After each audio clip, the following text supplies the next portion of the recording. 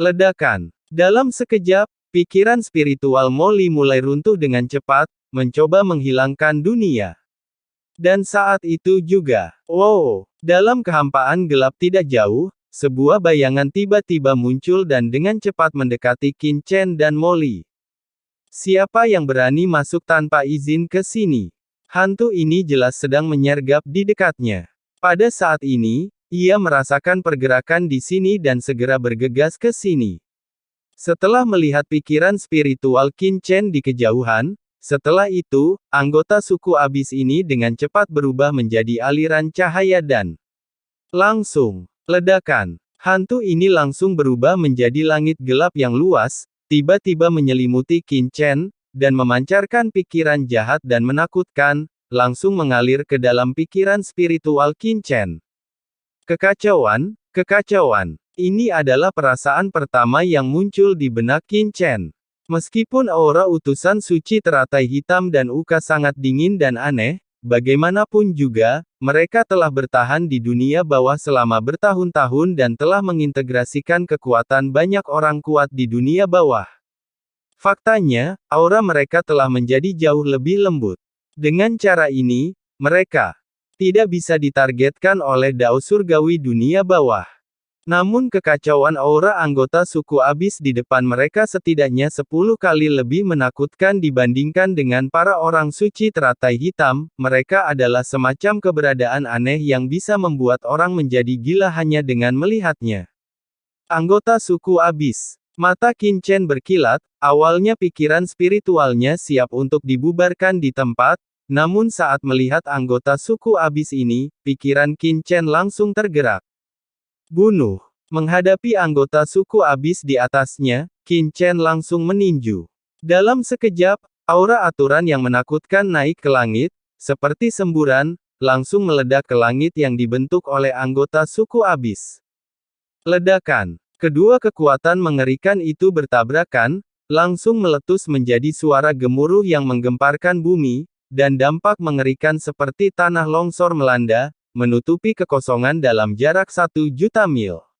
Yang mengejutkan Qin Chen adalah bahwa kekuatan yang dia sapu gagal menyebabkan fluktuasi sekecil apapun di kehampaan di sekitarnya, kekosongan di jurang tampaknya mengandung jenis kekacauan khusus, menelan segala macam benda berwujud dan tidak berwujud setiap saat. Selain itu, setelah serangan Qin Chen meledak ke tubuh anggota suku abis, dia juga merasakan kekuatan pelarian kekacauan yang mengerikan, yang sebenarnya memusnahkan kekuatan aturannya yang luas dalam sekejap, seperti batu yang tenggelam ke laut, kembali tanpa hasil. Orang-orang di abis memiliki kekuatan yang sangat aneh. Di jurang ini, kemampuan mereka untuk bertahan hidup kemungkinan besar akan meningkat pesat dan akan sangat sulit untuk membunuh mereka.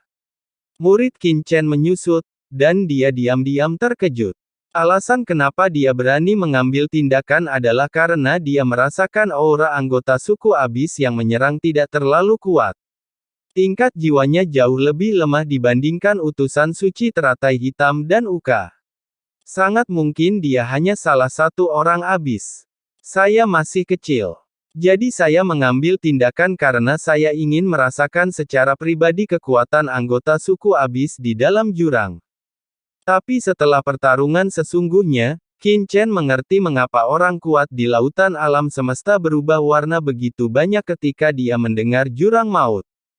Pukulan sebelumnya sudah cukup untuk melukai seorang kaisar biasa di dunia bawah, tapi di depan anggota suku abis ini, itu tidak berpengaruh. Ini sungguh menakutkan. Alien, ras. Kamu adalah ras asing yang turun dari lorong jurang. Petik 2. Setelah bergerak dengan Qin Chen, serangkaian suara serak yang tidak jelas keluar dari keinginan kacau anggota suku jurang. Dengan suara serak ini dengan kekacauan yang tak ada habisnya dan makna jahat, Qin Chen merasa sedikit menyeramkan saat mendengarnya. Aku akan menangkapmu. Aku akan menangkap ras alienmu ini, tuanku, aku pasti akan menghadiahiku.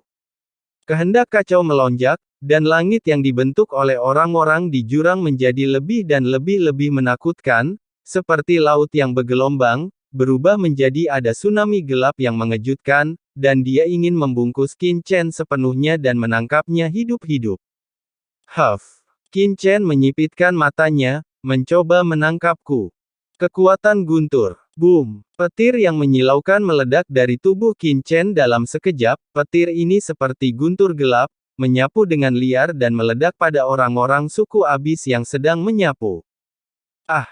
Raungan terdengar seperti hantu yang melolong, dan lautan keinginan orang-orang abis yang kacau seketika terjadi.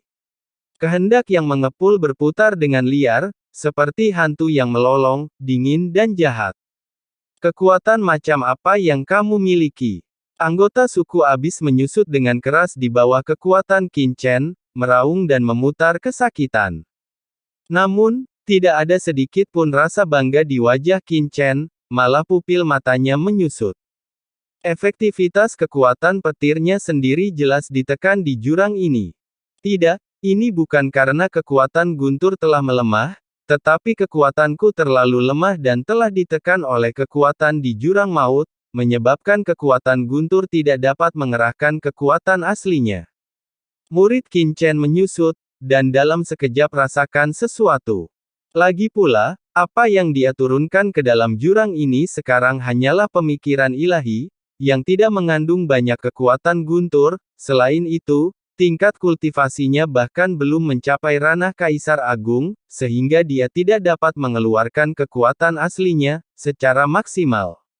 Kombinasi keduanya sangat membatasi kekuatan guntur di tubuhnya, membuatnya tidak dapat mengerahkan kekuatan aslinya.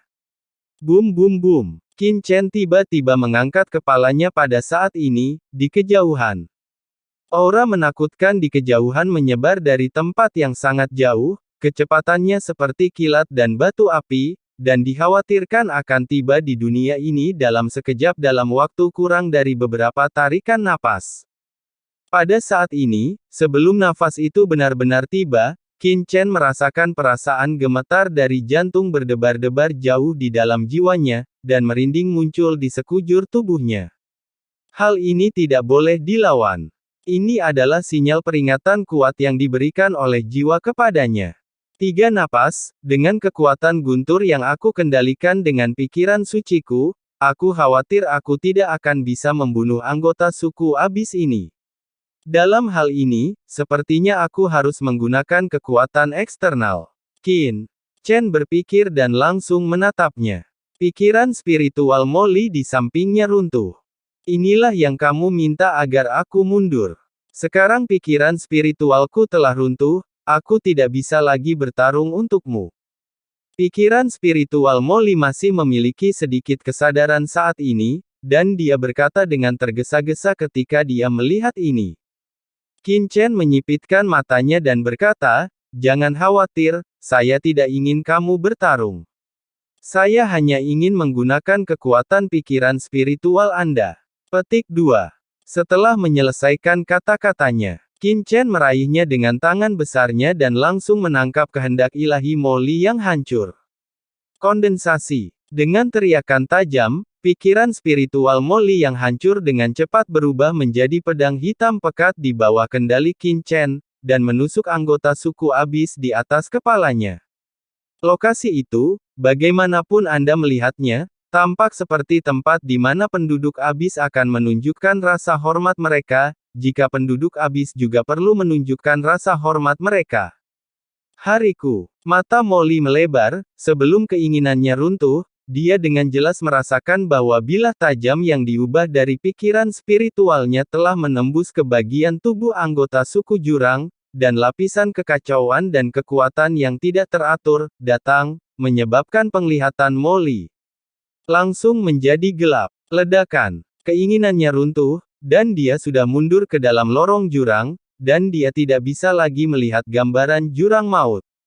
Apa yang tidak dilihat Molly adalah ketika bilah tajam yang diubah oleh pikiran spiritualnya menembus tubuh anggota suku jurang maut, anggota suku jurang itu tiba-tiba mengeluarkan jeritan yang melengking, dan aura jurang yang kacau di tubuhnya tiba-tiba bergetar dan menghilang. Sebenarnya menyampaikan rasa takut yang luar biasa. Apakah anggota suku abis takut? Mata Qin Chen berkilat. Setelah diserang oleh kekuatan Demon Lee, kesadaran anggota suku Abyss yang tidak teratur dan kacau terus menyampaikan rasa takut. Tubuhnya seperti membeku dan dia tidak bisa bergerak. Tidak. Apa yang terjadi? Qin Chen benar-benar terkejut, kekuatan iblis ini begitu kuat sehingga bisa berdampak besar pada orang-orang di Abyss.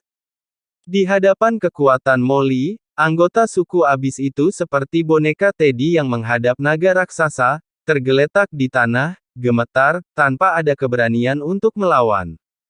Tampaknya asal mula iblis ini lebih luar biasa dari yang saya bayangkan. Petik 2. Hati Qin Chen bergerak, dan pikirannya hanya bertahan sesaat. Saat berikutnya, cahaya guntur yang terkandung di tangannya telah sepenuhnya menyelimuti anggota suku Abyss ini. Ledakan. Cahaya guntur melonjak, dan di bawah kekuatan guntur Molly dan Qin Chen, tubuh suku Abyss benar-benar runtuh, hanya menyisakan sumber inti kekacauan, yang diambil ke tangan Qin Chen.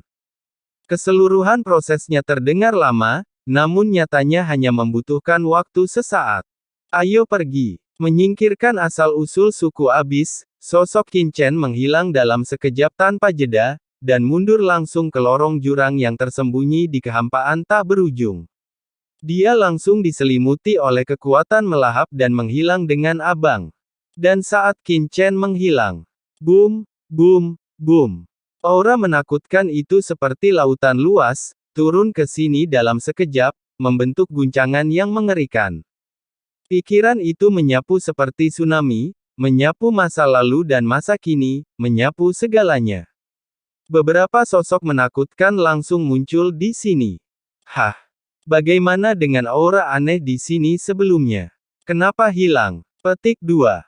Aneh, memang ada kekuatan yang sangat aneh muncul sebelumnya. Sepertinya, bahkan kekuatan di tubuhku pun ketakutan. Kenapa tiba-tiba menghilang? Petik 2. Apakah ini ilusi? Sosok-sosok ini memiliki keraguan di wajah mereka. Itu tidak benar. Tiba-tiba, mata sosok gelap menyipit, dan dia dengan cepat melangkah maju, melihat kehampaan di depannya, dan berkata dengan suara yang memadat, "Ini, ada sisa aura orang-orang Abyssku. Seseorang telah jatuh di sini. Siapa itu?" Petik 2. Dan, mengapa ada kekuatan di sini yang benar-benar berbeda dari klan Abyssku? Mata dari sosok-sosok ini memadat, dan pikiran spiritual mereka melonjak satu per satu. Mereka semua adalah ahli di dekat jurang ini, jadi mereka secara alami dapat merasakan ada sesuatu yang salah. Saat mereka sedang berdiskusi, tiba-tiba, booming. Nafas yang menakutkan tiba-tiba datang dari langit yang jauh. Segera setelah nafas ini muncul, jurang dan kehampaan di sekitarnya langsung mendidih, yang sangat menakutkan. Tuan-tuan wilayah. Aura menakutkan ini datang, dan semua orang kuat jurang lainnya yang hadir tampak ngeri, dan buru-buru berlutut, menahan aura mereka satu per satu, tubuh mereka gemetar ketakutan. Orang yang datang hanyalah proyeksi, namun justru membuat orang-orang kuat jurang yang datang ke sini merasa seperti sedang melihat dewa, dan mereka tidak berani mengambil nafas.